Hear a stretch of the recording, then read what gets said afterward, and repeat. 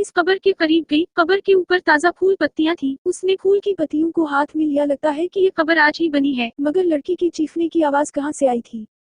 ये सवाल इसके जहन में गूंज ही रहा था कि लड़की की चीख की आवाज एक बार फिर इसकी समाज से टकराई। इस बार वो आवाज इसके पैरों के पास से जमीन से आ रही थी। वो लंबे लंबे सांस लेते हुए अपने कदमों को पीछे सकेड़ने लगी कि अचानक इसके कदमों के करीब जमीन के नीचे से दर्जनों बलियां निकलने लगी। ये सब कुछ इस कदर तेजी से हो रहा था कि समझ नहीं आ रहा था कि ये बलियां जमीन से सुराख करके निकल रही हैं या जमीन से उभर रही हैं। वो खूंखार बलियां इस पर झपट पड़े।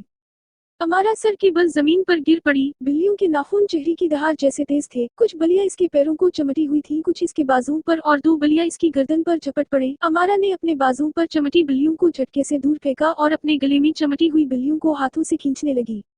इसके गले से खून बहने लगा और पांव भी जख्मी हो गए। अमारा साथ साथ खास आयतें पढ़ने लगी। आहिस्ता आहिस्ता वो खूनखार बलियां गायब हो गई। अमारा खांसती हुई उठ बैठी। वो ये देखकर दंग रह गई कि इसके जिस्म के सारे जख्म इस तरह भर गए थे गोया के जख्म लगे ही ना हूँ। उसने सहमी सहमी नजरों से अपने इर्द गिर्द देखा और उसी जगह योगा के स्टाइल से आलती पालती मार के आंखें बंद कर ली। उससे पहले कि इस पर कोई और हमला होता उसने ध्यान लगाना शुरू कर दिया। उसने अपनी कमर और सर को सीधा किया और लंबे लंबे सांस लेने लगी। इसने अपना सारा ध्यान अपनी सांसों की तरफ कर दिया। थोड़ी ही देर में वो इर्द गिर्द के माहौल से बेखबर हो गई और रूहानी दुनिया में दाखिल हो गई। इसका मादी वजूद बेवक्त हो गया और लतीफ वजूद हरकत में आ गया। उसने अपने मन की आवाज से किसी से बात की, तुम जो कोई भी हो मेरे सामने आओ, मुझसे बात करो। इस तरह छप छप कर मुझ पर वार ना करो, मैं तुमसे बात करना चाहती हूँ। अमारा की आंखें बंद थी मगर इसकी वजदानी आंख खुल गई थी। वो जिस जगह बैठी इस जगह को देख रही थी। इसके इस बात के जवाब में कोई सामने नहीं आया। उसने एक बार फिर सब कुछ ऐसे ही दोहराया। इसके सामने दरख्त से एक शाह जमीन की तरफ बढ़ी और फिर वो शाह खयाम के रूहानी वजूद में तब्दील हो गई। ऐसा रोशनी का वजूद जिसके पीछे की चीजें भी दिखाई दे रही थी, जिससे आर पार जाया जा सकता था। अमारा धीरे से मुस्कुराई। अच्छा तो ये तुम हो? खयाम तमसखराना अंदाज में मुस्कुराता हुआ अमारा की तरफ देख रहा था। मुझ पर इस तरह हमला कराने का मकसद? अमारा ने सवाल किया। खयाम अभी भी तमस्कराना अंदाज में अमारा की तरफ देख रहा था। अमारा ने अपना सवाल फिर दोहराया, मुझ पर हमला क्यों कराया? खयाम ने मुस्कुराहट के साथ जवाब दिया, आप इस छोटे से वाकई को हमला क्यों कह रही हैं? मैं तो सिर्फ देख रहा था कि जिस लड़की ने जरगाम से मुकाबला करने की ठानी है वो कितनी हौसलामंद है। अमारा ने अपनी सांसों की मशक जारी रखी। मैं हौसलामंद होने का दावा नहीं करती, बस एक इरादा लेकर निकली हूँ और पर उम्मीद हूँ कि खुदा मेरा साथ देगा। और तुम्हारे लिए बस इतना ही बता सकती हूँ कि मुझे अपनी जिंदगी प्यारी नहीं, नेक मकसद के लिए जान चली जाए तो चली जाए। तुम बताओ कि जरगाम के खिलाफ इस जंग में हमारा साथ दोगे? खयाम कुछ देर के तौक़ुफ़ के बाद बोला, मैं तो उस मैदान जंग में इस वक्त से हूँ जब आप नहीं आई थी। मैं जरगाम के खिलाफ कैसे लड़ता हूँ कैसे नहीं, ये किसी को मालूम नहीं होगा। ये नेक हमजाद की शैतान हमजाद से जंग है। आपसे मैं सिर्फ ये कह सकता हूँ कि मुझे आप और आपकी टीम की हर लम्हे की खबर है। जिस वक्त आपको मेरी जरूरत होगी मैं खुद आ जाऊंगा। आप मुझे बुलाने की कोशिश मत करना। क्यों? अमारा ने पूछा। रूहानी दुनिया बहुत पेचीदा है, राज व ज्ञान की बातें आप नहीं समझ सकती। आप अब घर जाएं। ये कहकर खयाम गायब हो गया। अमारा ने भी आंखें खोल ली। वो जल्द अज जल्द कब्रिस्तान से निकल गई और घर की तरफ रवाना हो गई। 6 माह गुजर गए। सब दोस्त मामूलात जिंदगी में मसरूफ रहे। इस दौरान कोई गैर मामूली वाकया नहीं हुआ। अमारा ने भी उन दोस्तों के यहाँ कई चक्कर लगाया मगर किसी की भी मखलूक या रूहानी अजसाम की मौजूदगी के कोई असरात नहीं मिले। उन सबको एक इत्मीनान सा हो गया कि शायद वशा, फवाद, हुरिया की रूहें आखिरी रसूमात के बाद किसी खास मकाम पर चली गई हैं। उनके दिल और दिमाग पर मुहित डर अभी खत्म नहीं हुआ था, लेकिन इन्होंने खुद फरीबी के एहसास में अपना ध्यान रोजमर्रा के कामों में लगा लिया था। अमारा इन्हें यही समझाती थी कि वो कभी भी लापरवाह न हूँ। वो 3 हमजाद किसी भी वक्त दोबारा इनकी जिंदगी में आ सकते हैं, मगर वो जैसे डर के एहसास से निकलकर दोबारा इसमें मुब्तला होना नहीं चाहते थे। इतने अरसे में जरगाम का पता लगाने की कोशिश भी नहीं की गई। खयाम के मना करने की वजह से अमारा ने भी अलिफ से बुलाने की कोशिश नहीं की। वो भी अपने क्लिनिक में मसरूफ हो गई। अमारा अपने क्लिनिक में मसरूफ थी। कोई खातून थी जो अपने किसी नफ्सियाती मसले के सिलसिले में आई थी। अमारा इस खातून की गुफ्तगू तवज्जो से सुन रही थी कि इसकी दोस्त का फोन आया। मैं अभी मसरूफ हूँ, कुछ देर के बाद खुद फोन कर लूंगी। प्लीज फोन बंद ना करना, मैं तुम्हारा ज्यादा टाइम नहीं लूंगी। सिर्फ तुम्हें ये बताना था कि रूमान होटल में मुसव्वरी की नुमाइश है। सुना है कि बहुत अच्छी अच्छी पेंटिंग्स लगानी है इन्होंने नुमाइश में। शाम 4 बजे का वक्त है, बस तुमने मेरे साथ चलना है। अमारा ने दोस्त से माजरत के साथ कहा, आज तो रात तक मेरे पास वक्त नहीं है, तुम किसी और को ले जाओ। इसकी दोस्त ने गुस्से से फोन बंद कर दिया। अमारा ने खफीफ से अंदाज में सर को झटका और फिर इस खातून के साथ मसरूफ हो गई। रूमान होटल शहर का महंगा तरीन होटल था, इसलिए ये नुमाइश भी खास थी। बाजुक लोगों के लिए जिन्हें आर्ट से खास लगाव था, लोग अपनी मसरूफियात में से वक्त निकाल कर इस नुमाइश में जाने के लिए तैयार थे। नुमाइश का वक्त शाम 4 बजे से लेकर रात 10 बजे तक था। 8 बजे हाल लोगों से फुल था। तालीमी इदारों से ताल्लुक रखने वाले लोगों की तादाद ज्यादा थी। शायकीन बहुत दिलचस्पी से पेंटिंग देख रहे थे। पेंटिंग्स मुख्तलिफ मौज़ूआत की अक्कासी कर रही थीं। कुछ का मतलब साफ और वाज़ेह था, मगर कुछ तस्वीर मख्फी खुसूसियात की हामिल थीं, जिन्हें देखकर लोग बहुत कुछ सोचने पर मजबूर हो गए थे। इनमें ज्यादातर एब्स्ट्रैक्ट आर्ट का नमूना थी। चाय का बंदोबस्त होटल वालों की तरफ था, जिसके साथ स्वीट्स और बेकरी की अशिया थी। लोगों की अपनी मर्जी थी, वो होटल से कुछ भी ऑर्डर कर सकते थे। 3 पेंटिंग्स खास तौर पर लोगों की तवज्जो का मरकज बनी हुई थी। एक पेंटिंग वक्त के साथ साथ बदलते फैशन की अक्कास थी, जिसका उन्वान यंग एज था। रंगों को मुख्तलिफ जावियों से फेंक कर एक लड़की का सरापा वजूद जाहिर किया गया था। मुसव्विर की तख्लीकी सलाहियतें निखर कर सामने आ रही थी। दूसरी पेंटिंग में गुरूब आफ्ताब का मंजर था, जिसमें जिंदगी की रनाइयां दम तोड़ती दिखाई गई थी। कैसे सूरज अपनी चिलचिलाती रोशनी समेटकर भीगी आंखों जैसी सुर्खी फिजा में भर देता है। सुर्खी माइल सूरज का अक्स झील पर पड़ रहा था, गोया झील इसकी गमगिसार थी।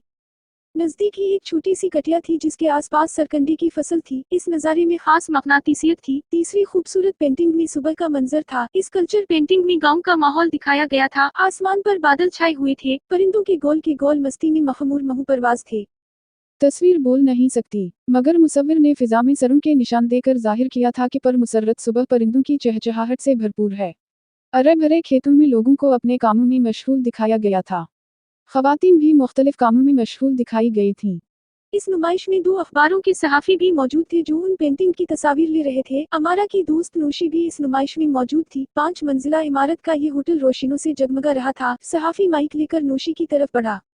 आपका नाम? मेरा नाम नूशी है। आप क्या करती हैं? जी मैं भी काम कर रही हूँ। बहुत खूब, आप हमारी टीम के जरिए कोई पैगाम लोगों तक पहुँचाना चाहती हैं? नूशी ने कैमरे की तरफ देखा। इस तरह की एग्जीबिशंस मुनक्किद करके हमें आर्टिस्टों की हौसला अफजाई करनी चाहिए। इस तरह नया टैलेंट भी सामने आएगा। बिलाशुबा ये लोग भी मुआशरे की फलाह व बहबूद के लिए सरगर्दा हैं। एक्सप्रेस न्यूज का नुमाइंदा थैंक्स कहकर लोगों की तरफ मुतवज्जह हुआ और उनसे उनकी राय मालूम करने लगा। नूशी के मोबाइल की रंग बजी। नूशी ने मोबाइल देखा तो स्क्रीन पर अमारा का नाम था। इसने मुंह बसुरते हुई कॉल काट दी। अमारा ने फिर नंबर मिलाया। नूशी ने होंठ भींचते हुए इसका फोन सुना। अब क्यों फोन किया है? जब मैंने आने को कहा तो साफ इनकार कर दिया। अमारा ने ठंडी आह भरी। इतनी जल्दी खफा हो जाती हूँ? मैं जून ही फारिग हो जाऊंगी, थोड़ी देर के लिए आ जाऊंगी। हाथ लगाने आओगी तो ऐसे आने का कोई फायदा नहीं, अभी मरीज बैठे हैं, मैं कोशिश करूंगी। अच्छा ठीक है, मैं 1 घंटे तक इधर हूँ, अगर तुम आ गई तो ठीक है, वरना मैं घर चली जाऊंगी। नूशी ने मूड ठीक करते हुए कहा। अमारा ने फोन बंद कर दिया और अपने काम में मसरूफ हो गई। कुछ लोग नुमाइश देखकर जा रहे थे और कुछ आ रहे थे। धीमी धीमी मौसीकी ने फिजा में सुरूर भर दिया था। लोग खुशगवार माहौल में तकरीब से लुत्फानंदोज हो रहे थे। इस होटल की आखिरी मंजिल जहां सन्नाटे और तारीकी का राज था, दीवार पर लगे अलीकटरक सॉकेट से, जिसका ताल्लुक निचली मंजिलों से था। शोले निकल रहे थे। सबसे निचले हिस्से का मीटर अलग था, मगर ऊपर की मंजिलों में बिजली कम तेज होने लगी थी। छत पर लगे अलीकटरक सॉकेट के शोले बढ़ने लगे थे। होटल के फ्रंट पर छत की तरफ लगी हुई डेकोरेशंस लाइट्स बुझ गई थी। होटल का ऊपर का हिस्सा बाहर से भी अंधेरे में डूब गया था। अंधेरे में डूबी हुई छत के ऊपर आसमान में अजीब पुरस्कार सी हरकत हो रही थी। रोशनी के 3 दायरे एक दूसरे के आगे पीछे तेजी से हरकत कर रहे थे।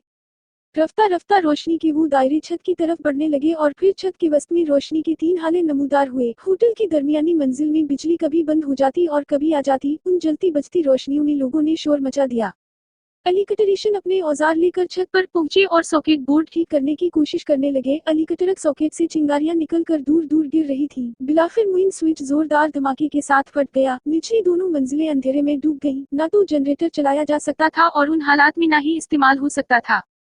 इमरजेंसी लाइट्स इस्तेमाल करके लोगों को समझाने की कोशिश की जाने लगी। होटल के दूसरे हिस्सों में लोगों को मुंतकिल किया जाने लगा। अलीकटरीशन अपने काम में मसरूफ थे, मगर अब उनका काम लंबा हो गया। बिजली की दोबारा बहाली के लिए अब इन्हें खासा वक्त दरकार था। पेंटिंग्स की नुमाइश उसी तरह जारी थी। लोग बहुत दिलचस्पी से ये तस्वीर देख रहे थे। पेंटिंग्स के साथ उनकी कीमत भी दर्ज थी। बहुत सी पेंटिंग्स लोगों ने खरीद ली थी, मगर नुमाइश खत्म होने तक वो पेंटिंग्स अपनी जगह पर ही रहनी थी।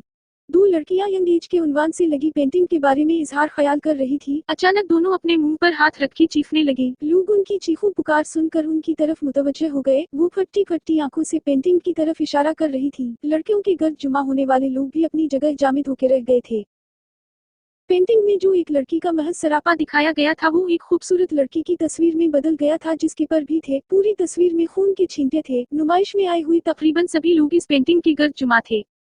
सहाफ़ी भी इस पेंटिंग की तस्वीर ले रहे थे। लोग खौफजदा सहमे सहमे खड़े थे, मगर नूशी जिस पेंटिंग के सामने खड़ी थी, इसके कदम वहीं मुंजमद हो गए थे। इसका चेहरा पसीने से तर था। इसकी क़ुव्वत गोयाई सलब हो गई थी। इसे कुछ होश नहीं थी कि आर्ट गैलरी में क्या हो रहा है। इसकी तो नज़रें अपने सामने वाली पेंटिंग में जुड़ी थीं। किसी खौफनाक मुसव्विर ने इस पेंटिंग का मंजर ही बदल दिया था। वो पेंटिंग जिसमें गुरूब आफ्ताब का मंजर था, एक लखत दहकती आग के मंजर में बदल गया। सरकुंडे की फसल को आग लगी हुई थी और इसका सियाह धुआं पूरी फिजा में फैला हुआ था, जिसने हर जगह सियाही भर दी थी। वो थर थर कांप रही थी। एक शख्स की नजर इस पर पड़ी तो उसने उसके करीब आकर वो पेंटिंग देखी। वो बेसाख्ता चलाया, ये देखो, इस पेंटिंग का मंजर भी तब्दील हो गया है।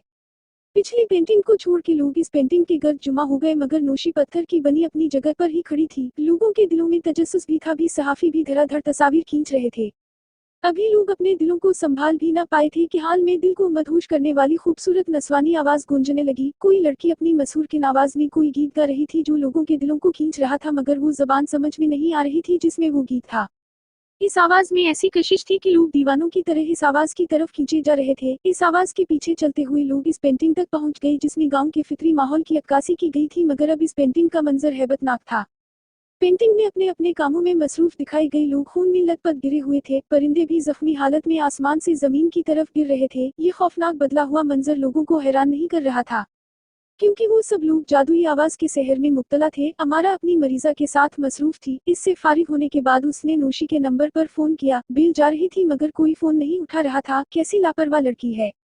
अमारा ने दोबारा फोन मिलाया मगर अब भी यही सूरत-ए-हाल थी। उसने मोबाइल पर टाइम देखा, ओह 9 बज गए हैं, आज तो वक्त का पता ही नहीं चला। उसने ऑफिस का सामान समेटा और फिर वहां से निकल गई। अंबर भी इसके साथ थी। हस्बे मामूल उसने पहले अंबर को ड्रॉप किया, फिर अपने घर की तरफ चल पड़ी। उसने फिरती से अपना हैंड बैग लिया और अपनी वालिदा को बताकर गाड़ी में बैठ गई। उसे भी पेंटिंग से खासा लगाव था। वो होटल की तरफ जा रही थी। वो होटल के करीब पहुंची तो उसका दिल धिक से रह गया। होटल के आगे लोगों का हुजूम था। पुलिस की गाड़ियां, एम्बुलेंस गाड़ियां लोगों में घिरी खड़ी थीं। लोगों के हुजूम को पुलिस वालों ने लोहे की जंजीर से रोका हुआ था। कुछ लोग जो इमदादी कार्रवाइयों में मदद कर रहे थे किसी ना किसी तरीके से अंदर चले गए थे। अमारा का चेहरा पसीने से तर हो गया। वो गाड़ी बंद करके लोगों के हुजूम की तरफ बढ़ी। वो लोगों को धकेलते हुए आगे बढ़ रही थी।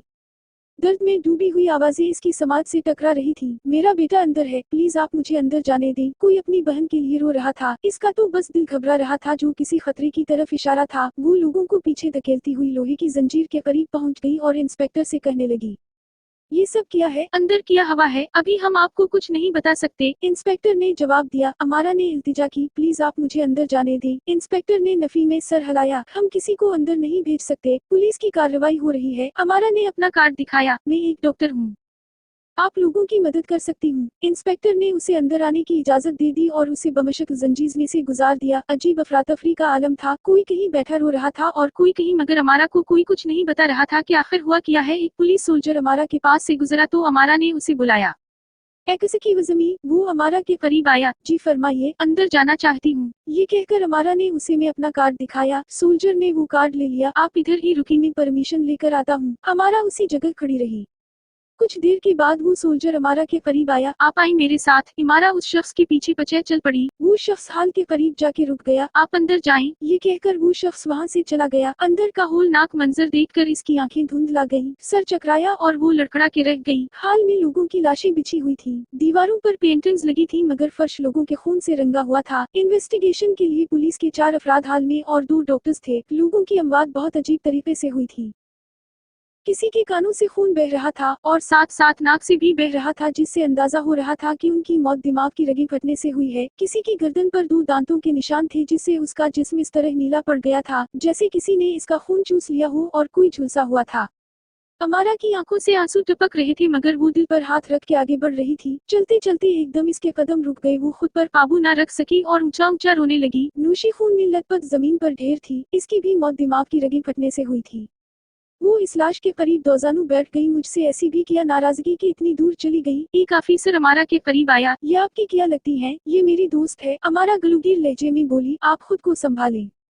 आप जैसे लोग भी हिम्मत छोड़ देंगे तो कमजोर दिल लोगों को कौन संभालेगा। आप उनके घर वालों को भी इत्तला कर दें। 50 लोगों का मर्डर हवा है। सूरत हाल बहुत गंभीर है। पुलिस की जरूरी कार्रवाई पूरी हो जाए तो लाशें उनकी लवाहिकीन के सुपरद कर दी जाएंगी।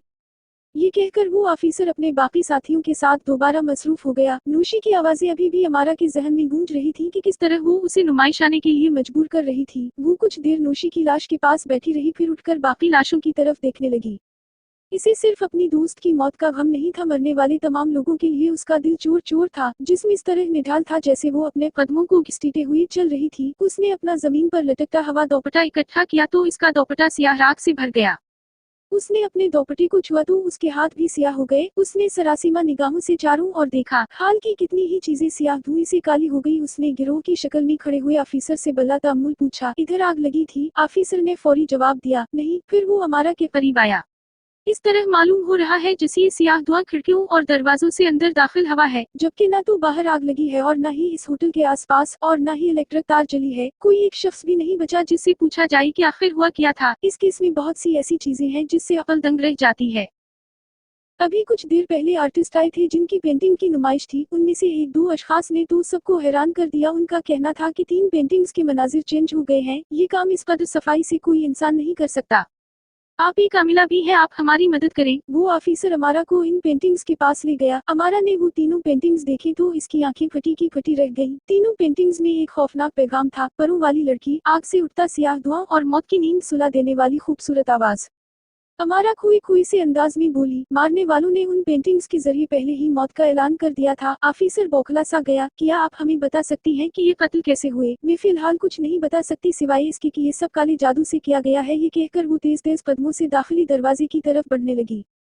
ग्रुप में खड़ा हुआ एक ऑफिसर तज़हीक-आमेज़ अंदाज में मुस्कुराया, हम यहाँ कातिल ढूंढ रहे हैं कि उसे हथकड़ी पहनाई जाए और आप काले जादू की बात कर रही हैं। अमारा ने बाहर की तरफ जाते हुए कदम रोक लिए और पलटकर ऑफिसर की तरफ देखा और मानीखेज अंदाज में बोली, कत्ल करने वाला कोई इंसान नहीं जिसे आप हथकड़ी पहना दें, वो एक हमजाद है। अमारा खौफ से थरथराता हुआ इस फिक्रे का तीर हुआ में छोड़कर वहाँ से चली गई। इस सारी सूरत-ए-हाल में टेलीविजन चैनल की रिकॉर्डिंग हो रही थी, कैमरा ऑन था। मीडिया के जरिए ये खबर लोगों में फैल गई। लोग खौफजदा होकर मन घड़त कहानियां गढ़ने लगे। हमजाद मौत का साया बनकर हर एक के हवास पर सवार हो गया। जफर, तौकीर और इसके दूसरे दोस्तों ने भी ये रिकॉर्डिंग देखी। उनकी तो जैसे पैरों तले से जमीन निकल गई। जफर ने अमारा से राब्ता किया। अमारा ने मोबाइल उठाया और थके थके लहजे में बोली, वही हुआ जिसका मुझे डर था। जरगाम ने इन तीनों के हमजाद को अपने खतरनाक मकासद के लिए इस्तेमाल करना शुरू कर दिया है। और आप जानते हैं कि खौफ व हरास एक शैतान की ताकत को बढ़ा देता है। इतने लोगों के कत्ल के बाद भी उनकी ताकतें बढ़ गई होंगी। आप वशा, फवाद और हुरिया के घर वालों को ये हिदायत करें कि वो मुहतात होकर रहें। आप और साहिल मेरे घर आएं। ये कहकर अमारा ने फोन बंद कर दिया। अमारा ने सोफे से पुश्त लगा ली और सर कर झटके से पीछे की तरफ रख दिया। थोड़ी ही देर के बाद जफर और साहिल इसके घर आ गए। अमारा ने इन्हें मेहमान खाना में बिठाया। अमारा की वालिदा भी वहीं आ गई। वो भी इस खौफनाक वाकया पर बहुत रंजीदा थी मगर असल हकायक से बेखबर थी। तुम अमारा से बातें करो, मैं मुलाजिमा के हाथ चाय भेजती हूँ। ये कहकर अमारा की वालिदा वहाँ से चली गई। साहिल ने अमारा के परेशान चेहरे की तरफ देखा। आपकी दोस्त के बारे में सुनकर बहुत अफसोस हुआ, अमारा कांपती आवाज में बोली। वो 50 लाशें अभी भी मेरी आंखों के सामने आ रही हैं। उनके लवाहिकीन के बैन अभी भी मेरी समातों में गूंज रहे हैं। मैंने आप दोनों को इसलिए बुलाया है कि किसी भी तरीके से हमें जरगाम तक पहुँचना है। हमारे लिए हमजाद से मुकाबला करना मुश्किल है मगर मादी वजूद रखने वाले एक इंसान को तो हम काबू कर सकते हैं। अगर हमने उस शख्स को खत्म कर दिया तो ये कत्ल व गारत भी खत्म हो जाएगी। साहिल की पेशानी पे शक्लें उभर आईं। इस खबीस को मैं जिंदा नहीं छोड़ूंगा। जफर ने फौरन साहिल को टोका, ये मामले जोश से नहीं होश से हैंडल किए जाते हैं। साहिल एक बार फिर तब कर बोला, हम हाथ पर हाथ धरे बैठे हैं और खून आशाम दरिंदा सरेआम फिर रहा है। एक दफा ही मौका मिला था जरगाम के ठिकाने तक पहुंचने का, ना जाने कैसे वो चंद मिनटों में नजरों से ओझल हो गया। कितनी अजीब बात है कि हम जानते हैं कि उन 50 लोगों का कत्ल वशा, फवाद और हुरिया ने किया है मगर कुछ नहीं कर सकते। अमारा ने परेशान किन लहजे में कहा, साहिल ये भी याद रखो कि वो तीनों मर चुके हैं और मरे हुए लोगों पर पुलिस केस नहीं करती। मुझे आप लोगों से बस यही कहना है कि कुछ भी तदबीर सोची मगर हमें जरगाम तक पहुँचना है। इतने बड़े वाकया के बाद कोई कुछ नहीं कह सकता, उनका अगला निशाना कौन होगा।